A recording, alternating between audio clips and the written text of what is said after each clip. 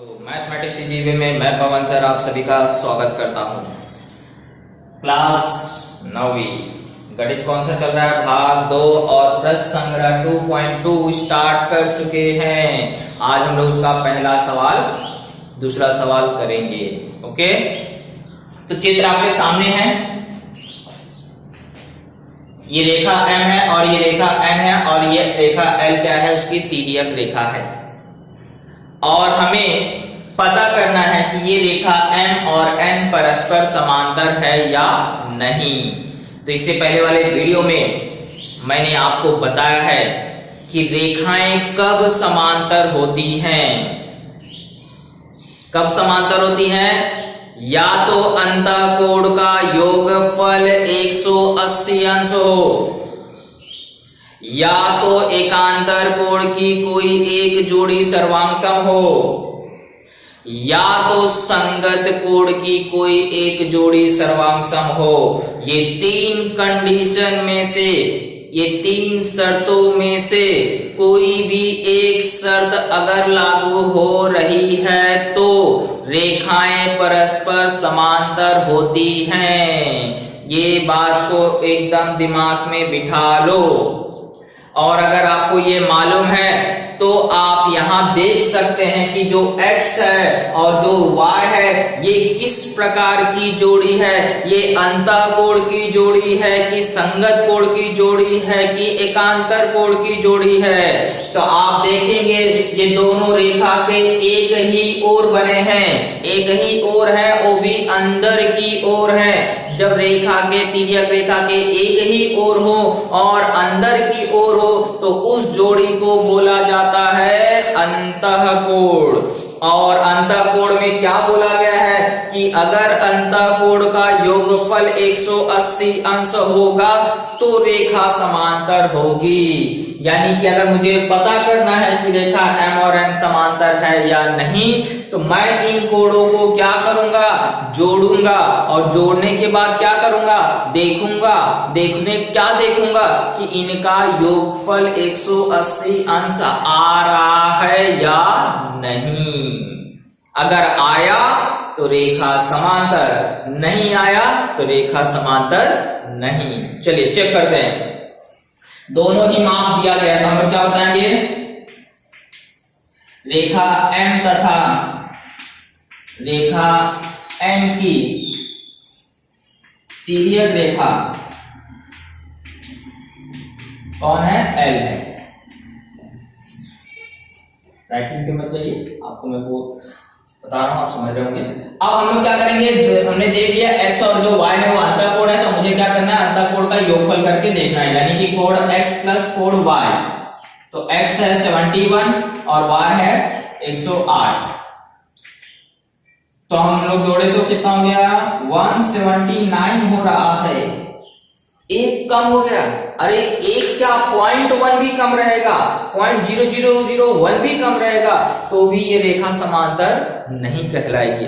चित्र में तो आपको समांतर दिख रही होगी, नहीं दिख रही है ना, लेकिन हमने इनके मापों को जोड़ा तो इनके माप क्या हो रहे हैं, 180 अंश नहीं आ रहे हैं। 180 अंश नहीं आ रहे हैं यानी कि ये कोण या सॉरी ये रेखाएं समांतर नहीं है। यहाँ आप कारण बता देंगे, क्योंकि अंतःकोण का योगफल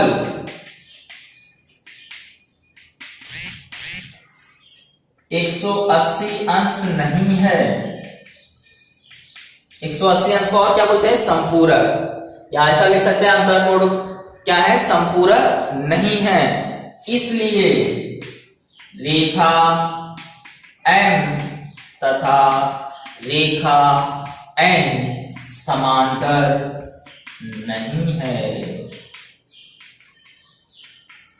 ना। एकदम सिंपल सा सवाल था।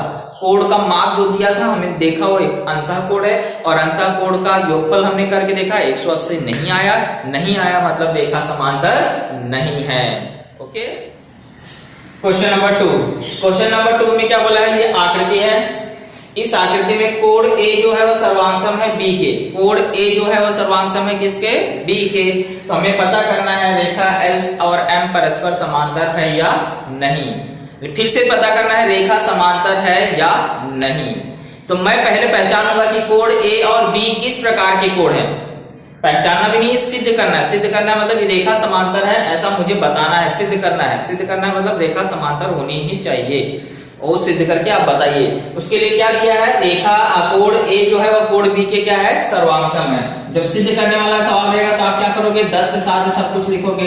तो दत्त में क्या दिया है, रेखा एल तथा रेखा एम की तिर्यक रेखा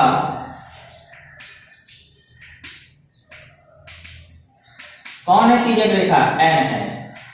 और ये एक पॉइंट दिया है, दूसरा दिया है कोण ए सर्वांगसम है किसके, कोण बी के। ये आपको दिया गया तो इसको कहां लिखा जाएगा, दत्त में। और साध क्या है, आपको क्या सिद्ध करना है कि रेखा एल जो है वो समांतर है किसके, रेखा एम के।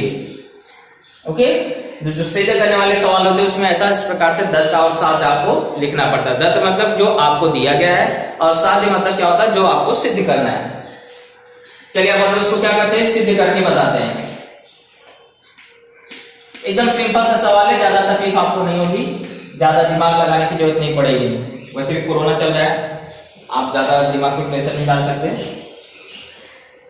तो क्या है, ए और बी सर्वांगसम दिया है, तो मुझे सिर्फ ये पहचानना है कि ए और बी किस प्रकार के कोण हैं। तो ए जो है वह पहली रेखा पे बाहर की तरफ मैं बोल रहा हूं, बाहर की तरफ बन रहा है। और जो कोण बी है वह दूसरी रेखा एम के वो भी बाहर की तरफ बन रहा है, लेकिन एक तिर्यक रेखा के उस तरफ मुंह है और एक तिर्यक रेखा के इस तरफ का मुंह है। मतलब दोनों का डायरेक्शन भी क्या है, चेंज है। एक तो दोनों समान, दोनों रेखाओं के बाहर की तरफ बन रहे हैं और उनकी दिशा भी क्या है, अलग है। तो अगर मैं ध्यान से देखूं तो ए और बी जो है वह बाह्य एकांतर कोण की जोड़ी है। और हमने क्या पढ़ा है, अगर एकांतर कोण की एक भी जोड़ी सर्वांगसम है तो रेखाएं क्या होती हैं, समांतर होती हैं। तो जब बाह्य एकांतर कोण सर्वांगसम है तो रेखा एल क्या होगी, रेखा एम के समांतर होगी। तो हमने यहां सिद्ध कर दिया। सबसे पहले आप बता दोगे, चूंकि कोण ए सर्वांगसम है कोण बी के। ये मैं नहीं बोल रहा हूं, ये कौन बोल रहा है, प्रश्न वाला बोल रहा है, दत्त में दिया गया है। तो आप बता दोगे कोण ए तथा कोण बी बाह्य एकांतर कोण है।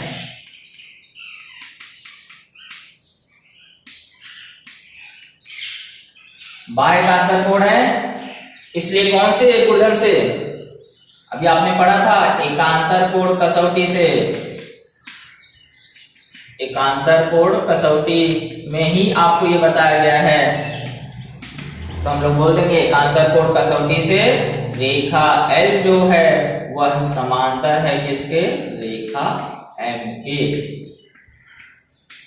यही हमारा सिंपल सा हमने बता दिया। ये कोण आपने दिया है सर्वांगसम, और ये कोण किस प्रकार के हैं, बाह्य एकांतर कोण। और बाह्य एकांतर कोण सर्वांगसम है तो एकांतर कोण कसौटी में बोला गया है कि अगर दो रेखाओं को कोई तिर्यक रेखा प्रतिच्छेदित कर रही होगी और एकांतर कोण की एक भी जोड़ी अगर सर्वांगसम होगी तो रेखा क्या होगी, समांतर होगी। तो उस कसौटी के हिसाब से हमने बता दिया रेखा एल और एम क्या है, परस्पर समांतर। इसे लिख लीजिए।